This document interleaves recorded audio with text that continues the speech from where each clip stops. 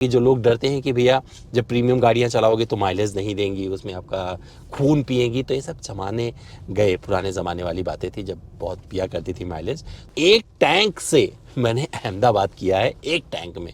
कुछ ज़्यादा जीना चाहते हैं, आपको लगता है कि बहुत सारा पेट्रोल फूकना है, तो आपको मोड चूज करना पड़ेगा। वो मोड है, जो लोग मर्सिडीज और BMW खरीदते हैं उनके लिए माइलेज मैटर नहीं करता है, लेकिन हम जैसे जो रिव्यूअर हैं उनके लिए माइलेज मैटर करता है, चाहे वो मर्सिडीज हो, BMW हो, ऑडी हो। तो क्या हुआ है कि इंडिया वर्सेस ऑस्ट्रेलिया का वर्ल्ड कप क्रिकेट का जो फाइनल था अहमदाबाद में, उसे देखने का मैंने इरादा बनाया और मेरे साथ गाड़ी थी मर्सिडीज की GLC 300, यानी कि एक पेट्रोल गाड़ी। और मैं डरा नहीं, मुझे लगा कि चलो एक शौक के लिए लोग इसे खरीदते हैं तो अपना शौक मैं पूरा करके आता हूं, और सीधे निकल गया 1000 किलोमीटर दूर अहमदाबाद। क्या हुआ मेरे इस रास्ते में, कितना दिया इसने माइलेज और कैसा रहा मेरा सफर, आपको इस वीडियो में बताएंगे। और ये भी बताएंगे मेरा वर्ल्ड कप का एक्सपीरियंस कैसा रहा इस गाड़ी के साथ में। तो चलिए शुरू करते हैं इस वीडियो को और आपको सब कुछ बताते हैं, अपना एक्सपीरियंस, एक लॉन्ग ड्राइव एक्सपीरियंस जो लेके आ रहा हूं 2000 किलोमीटर का, जहां पर आपके ऐसे डाउट क्लियर होंगे, जहां पर पेट्रोल का डर आपके जहन से निकल जाएगा।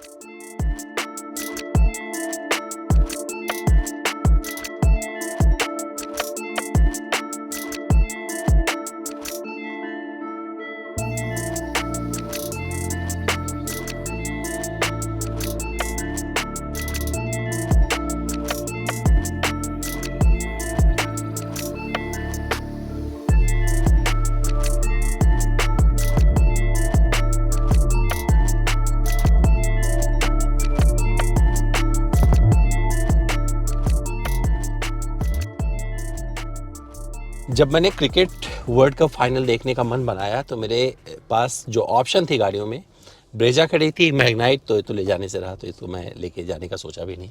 तो मेरे पास जब ये GLC 300 आई तो एक डर था कि भैया बहुत ज़्यादा ये पेट्रोल पी जाएगी और दिक्कत हो जाएगी, क्योंकि बजट देखना पड़ता है, बजट में हमेशा हर किसी को देखना चाहिए।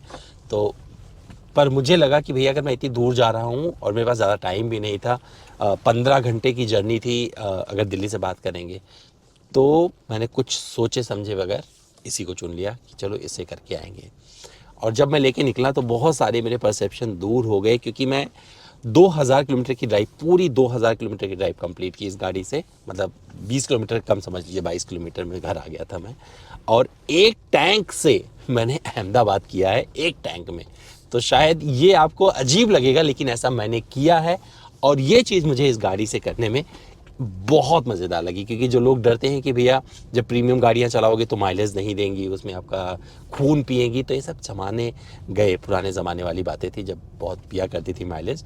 तो इसमें जो मोड मिलते हैं, आपको बताओ, जो अपना रोड कंडीशन है उसके लिहाज से बता दूं, देखिए जो आवाज़ आनी शुरू हो गई, तो इस आजकल एक चीज़ ये भी हो गया है कि भैया सीट बेल्ट कोई नहीं बैठा तब भी लगा के रखिए, नहीं तो ये आपको अलर्ट देने लगता है। तो मैंने लगा दिया। तो हम 2 लोग थे गाड़ी में, और मैं इसे लेके मैं चाहना, क्योंकि इको मोड में बाय डिफ़ॉल्ट इको में ही शुरू होता है, तो यहाँ पर आप जाइए देख लीजिए इको में। अगर आप कुछ ज़्यादा जीना चाहते हैं, आपको लगता है कि बहुत सारा पेट्रोल फूकना है, तो आपको मोड चूज करना पड़ेगा। वो मोड है sport mode. Sport mode choose कर लीजिएगा अपने हिसाब से, जितना आपको पेट्रोल खर्च करना है कर लीजिएगा फालतू के लिए, क्योंकि इको में ये अपना वो परफॉर्मेंस दे जाती है जहाँ पर आपको परेशान होने की ज़रूरत नहीं है। 258 HP का पावर आउटपुट और जैसे निकलता है 400 Nm का टॉर्क, आपको वहाँ तक जाने के लिए स्पोर्ट मोड पे जाने की ज़रूरत नहीं है। नॉर्मल इको मोड में भी आप आराम से इस गाड़ी को 140 150 पे अगर मौका मिले तो वहाँ चला सकते हो, लेकिन इसके लिए आपको रेस ट्रैक ढूंढना पड़ेगा। मैंने इस गाड़ी को जो चलाया है तो मुंबई एक्सप्रेसवे पे मैंने इस गाड़ी को जो स्पीड भरी 120 की रफ्तार थी, बाकी टाइम में से 100 120 जहाँ पर जिस तरीके से अपॉर्चुनिटी मिल रही थी वहाँ पर मैं ड्राइव कर रहा था।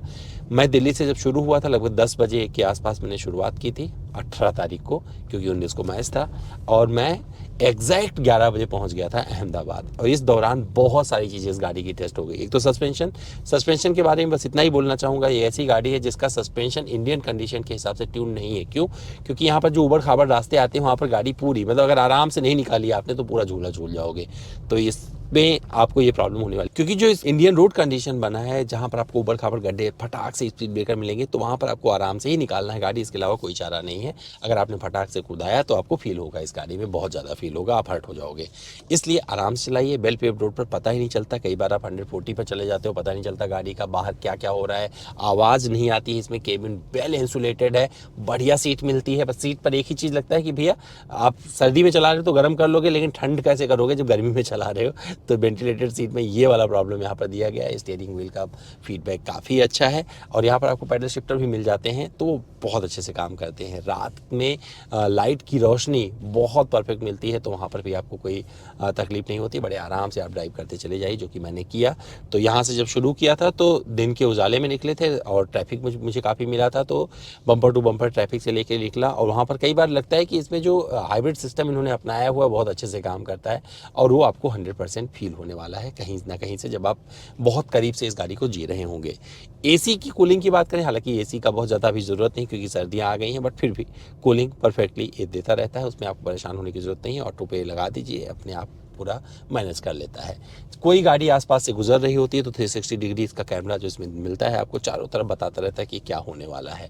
जब आप खराब रास्ते से निकल रहे होते हो तो ट्रांसपेरेंट बोनेट जो इसमें दिया गया है वो आप ऑन कर लीजिए, नीचे वाली चीज़ें दिखती थी। कई बार क्या हुआ, जब मैं यहाँ से निकला मुंबई एक्सप्रेसवे से दौसा के आगे जब उतर के, क्योंकि चित्तौड़गढ़ और बूंदी होते हुए मैं इधर गया था अहमदाबाद, तो वहाँ पर थोड़ा सा सिंगल रोड आया, थोड़ा ख़राब रास्ता था, तो वहाँ मैंने ट्रांसपेरेंट बोनेट का भी इस्तेमाल किया तो भी बहुत अच्छे से अपना काम कर रहा था, दिखा रहा था नीचे की क्या क्या चीज़ें, आराम से आप गाड़ी को बिना कोई हर्ट किए आगे निकल सकते हैं।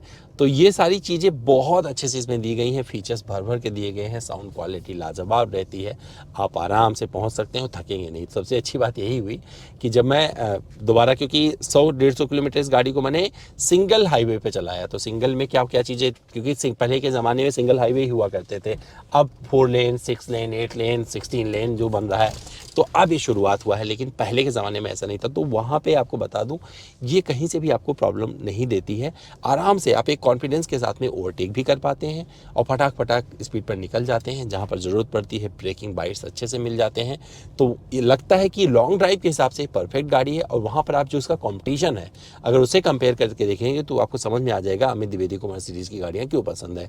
तो आपको X3 से कंपेयर कर लीजिए, वॉल्वो XC60 से कंपेयर कर लीजिए, ऑडी Q5 पे चले जाइए, मुझे उससे बढ़िया मतलब ड्राइव के हिसाब से गाड़ी अच्छी लगती है। क्यों लगती है, अब हो सकता है कि मैं ज़्यादा मतलब बायस्ड रहता हूँ क्योंकि मुझे मर्सिडीज़ हमेशा से शुरू से मेरी फेवरेट, अगर कोई पूछता है तो बोलता हूँ मर्सिडीज़ है, तो शायद इसलिए बोल देता हूँ। लेकिन हाँ, मुझे सच में उनसे बेटर लगती है कई मामले में। चाहे आप माइलेज का जिक्र कर लें तो माइलेज का जिक्र मैंने ऑलरेडी कर दिया है कि एक टैंक मतलब 70 लीटर पेट्रोल में इस गाड़ी को मैंने पहुंचाया है दिल्ली से अहमदाबाद। और जब मैंने मैच देखा, हालांकि दुखद रहा, मैच इंडिया हार गई, बट मैं जीत गया। क्यों जीता, क्योंकि इस गाड़ी ने मुझे कहीं पर रुकने का मौका नहीं दिया। जो मैंने इरादा किया, मतलब मुझे अहमदाबाद पहुंचना था टाइम से, 15 घंटे मैप पे दिखा रहा था और 12 घंटे में मैं पहुंचा। और क्या चाहिए, आप जीत गए। मैंने अपनी तरफ से पूरी मेहनत की थी, लेकिन मैदान पर खेल रहे थे खिलाड़ी। अब होता है कोई कोई दिन खिलाड़ियों का दिन नहीं था, सिर्फ अमित द्विवेदी का ही दिन था, तो अमित द्विवेदी तो अपना काम करके चले आए, बट हम वो मैच हार गए। और जब मैं वापस आया तो वहाँ से मैं फिर दिखा रहा था कि मैं यहाँ पे 1 बजे के आसपास पहुँचूँगा दिल्ली में, लेकिन अपने घर गाज़ियाबाद मैं 10:15 पे पहुँच गया, यानी कि फिर 12 घंटे मैंने लिए और आराम से अपने घर आ गया। तो एक चीज़ तो क्लियर हो गई कि अगर आप प्रीमियम गाड़ियों से भी धैर्य से ड्राइव करेंगे तो माइलेज बेहतरीन मिलने वाला है। तो 15 से कम का माइलेज मुझे इस गाड़ी ने नहीं दिया है, ये अब आपको पता चल गया होगा कि टैंक बड़ा है इसका, वो खत पे नहीं देता है। पर यहाँ पर जब मैं गाज़ियाबाद आया तो एक फनी मोमेंट हुआ, 95 की रेंज दिखा रही थी, गाड़ी लाके मैंने पार्क कर दिया। मैंने कहा चलो बाद में शूट करने जाएंगे तो इसमें पेट्रोल भरवा लिया जाएगा। अब यहाँ पर गड़बड़ हुआ कि जब मैं दोबारा आया इसे शूट करने के लिए उठाने सुबह, तो मैसेज आ रहा था कि भैया इंजन बंद कर दो, पेट्रोल नहीं है, फ्यूल का एक सेंसर टाइप को पूरा दिखा, और मैंने बंद कर दिया। फिर गाड़ी स्टार्ट नहीं हुई, फिर मुझे जाके केन में डीजल पेट्रोल लेके आना पड़ा, इसमें भरा, फिर दोबारा जाके मैंने पेट्रोल पंप पर टैंक फुल करवाया इसका, तो फिर मैं शूट कर रहा हूँ ये। तो ये चीज़ यहाँ पर मैं सजेशन भी देना चाहूँगा, अगर आपके पास प्रीमियम गाड़ियाँ हैं और रेंज 100 के नीचे जा रही है तो 100 के नीचे ना जाने दें, वहीं पर टैंक फुल करवा लें, क्योंकि वहाँ पर फिर दिक्कत हो जाएगी। क्योंकि ये गाड़ियाँ टेक्नोलॉजी वाइज बहुत ही संपन्न है और छोटी छोटी चीज़ें मैप कर लेता है इसका जो सिस्टम दिया गया है अंदर, तो वहाँ पर दिक्कत हो सकती है। पर पेट्रोल पंप ने मुझे केन दिया, उसमें नोज़ल के साथ में ला के मैंने 10 लीटर डाला, दोबारा फिर जाके पेट्रोल पंप पर भरवाया, पर फंसा नहीं मैं। तो ये चीज़ मुझे अच्छी लगी। और जब मैं वापस आया तो 1978 किलोमीटर इसके ओडोमीटर पर मैंने अंकित कर दिया था, और वहाँ पर बहुत सारी चीज़ें जो मेरे पास कहने के लिए थी वो आपको बता दी है। तो बम्पर टू बम्पर ट्रैफिक दिक्कत नहीं है, विजिबिलिटी दिक्कत नहीं है, पैनारोमिक सनरूफ ऑन कर दीजिए, ऐसे सर्दियों में आप धूप का आनंद ले सकते हैं। और जब आप लेके निकल रहे होगे तो 10 लोग आपको रोक के पूछ भी लेते हैं भैया कितने की पड़ी, तो ये भी अच्छा लगता है। तो मुझे लगता है प्रीमियम कार से आप बढ़िया माइलेज भी ले सकते हैं, अपना स्टेटस भी बरकरार रख सकते हैं और लंबी दूरी की यात्राएं बिना थके हुए कर सकते हैं। क्योंकि जब मैं लौट के जब दिल्ली पहुंचा तब भी नहीं थका था, जब मैं अहमदाबाद पहुंचा तब भी नहीं थका था। अगर मैच इंडिया जीत गई होती ना तो मेरे लिए ना ये हैप्पीएस्ट मोमेंट होने वाला था। तो आपको हमारा वीडियो कैसा लगा कमेंट करके ज़रूर बताना, इंतज़ार कर रहा हूँ कमेंट बॉक्स में। चलते चलते बता दूँ, ये ऑफ रोडर तो नहीं है क्योंकि मैं इसे मतलब कच्चे रास्ते पर उतारना पसंद नहीं करूँगा, लेकिन अगर आपने कच्चे रास्ते पर उतार लिया ना, धीरे धीरे से चला के लेके गए कहीं पे, तो वहाँ पर कोई दिक्कत भी नहीं होने वाली है। ये आराम से आपको निकाल लेती है। तो कैमरे की क्वालिटी भी आपको अच्छी लगेगी गाड़ी की जब आप रिवर्स वगैरह कर रहे होंगे। हालांकि इसमें एक चीज़ लगता है कि ये अडास के परफेक्ट फीचर दिए होते तो अच्छा रहता, लेकिन आपको लेन का कीप असिस्ट में थोड़ा सा सपोर्ट करती है एक वाइब्रेशन के थ्रू। वही पुराने ज़माने वाला सिस्टम इसमें दिया गया है, क्योंकि आजकल छोटी छोटी गाड़ियों में मतलब पूरा कमांड ले लेती हैं गाड़ियाँ। जब आप ड्राइव कर रहे हो तो अडास के ऐसे इसमें आपको फीचर्स मिल जाते हैं, जिसमें एडाप्टिव क्रूज़ कंट्रोल हो गया, इमरजेंसी ब्रेकिंग का जिक्र करना ज़रूरी है।